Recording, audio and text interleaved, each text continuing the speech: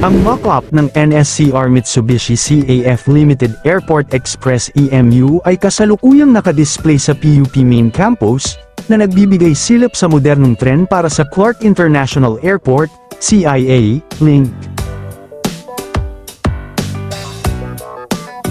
At bago natin ituloy, kung ikaw ay bago pa lang sa aking YouTube channel ay huwag kalimutan mag-subscribe at e-click na rin ang bell icon para lagi kang updated sa mga bago kong upload video. Ang mock-up ng NSCR Mitsubishi CAF Airport Express EMU ay ipinapakita sa PUP Main Campus, na nagpapakita ng disenyo ng magiging mabilis na tren mula Metro Manila patungong Clark International Airport. Ipinapakita ito sa PUP Santa Mesa para sa pag-aaral at pagsusuri. Ang mga tren na gawa ng Spanish firm na CAF at Mitsubishi ay idinisenyo para sa mabilis na biyahe, hanggang na magkokonekta sa Metro Manila at Central Luzon.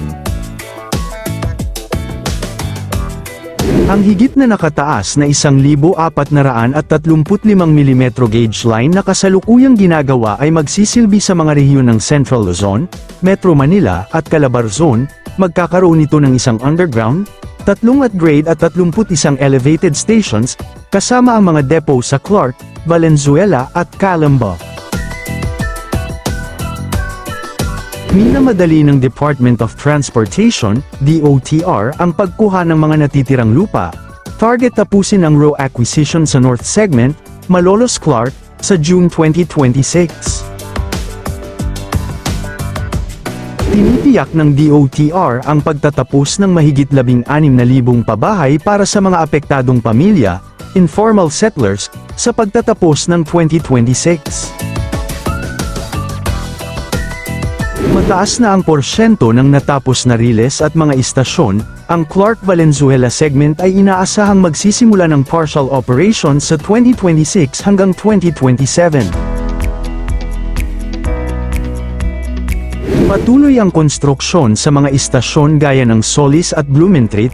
Aktibo ang konstruksyon sa Laguna, partikular sa Calamba Station malapit sa Jose Rizal Coliseum at sa Banlac Train Depot, as of January 2026. Magkakaroon ng espesyal na airport express trains na magdurugtong sa Clark International Airport at Makati sa loob ng 1 oras.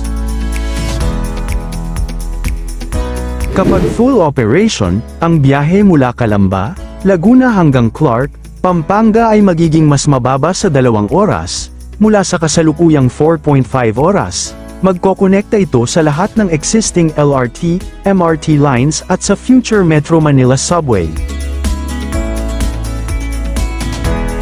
Ang proyekto ay pinopondohan ng Japan International Cooperation Agency JICA para sa tren at systems, at Asian Development Bank, ADB, para sa civil works. Bahagi ng 147 kilometrong NSCR project na naglalayong pagdugtungin ang Pampanga, Bulacan, Metro Manila, at Laguna. Ang North-South Commuter Railway Project ay isang malaking hakbang tungo sa mas mabilis, mas greener, at mas konektadong transportasyon para sa mga Pilipino dahil ang sistema ay isasama rin sa Metro Manila Subway, sabi ni Arsenio M. Balisaken, kalihim ng Department of Economy, Planning at Development, nang maaprubahan ang O&M plan noong July kasabay nito.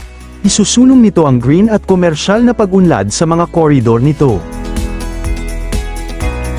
Samantala, ang konstruksyon para sa mga susunod na istasyon, Las Piñas, Zapote, at Nyog, ay naka-schedule na ngayong taon, kasabay ng pagsasaayos ng right-of-way at realignment dahil sa mga issue sa Skyway.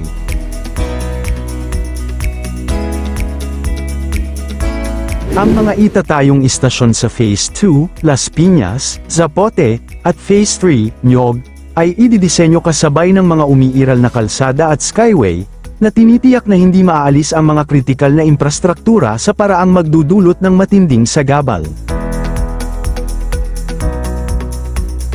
Ang unang bahagi, 6.2 na kilometro, mula Baclaran hanggang Dr. Santos, Sucat, ay nagbukas noong 4th quarter ng 2024, na nagpapababa ng travel time sa pagitan ng Pasay at Parañaque.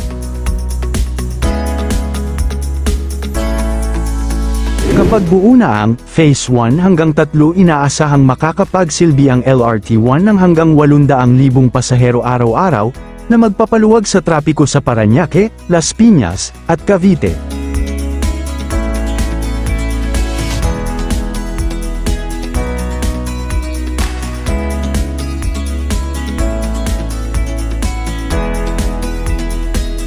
Ang Phase 2 at 3 ay magdadala sa tren mula Dr. Santos patungong Las Piñas, Zapote, at magtatapos sa Nyog, Bacoor, na magiging mahalagang alternatibo sa mga motorista sa Aguinaldo Highway.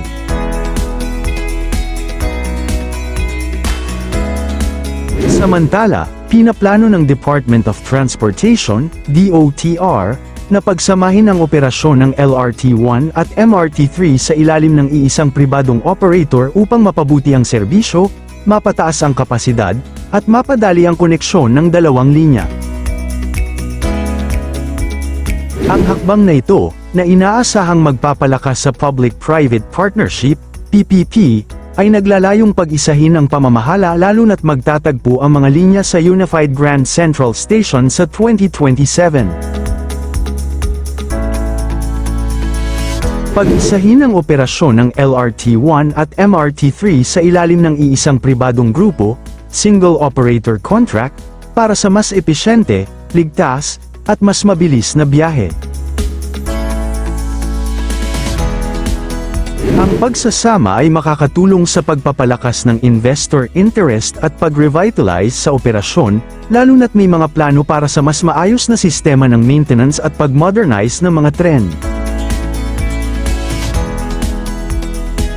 Ang LRT1 ay kasalukuyang pinapatakbo ng Light Rail Manila Corporation, LRMC, habang ang MRT3 ay nasa ilalim ng pamamahala ng DOTR. May mga panukala rin na isama ang LRT2 sa hinaharap.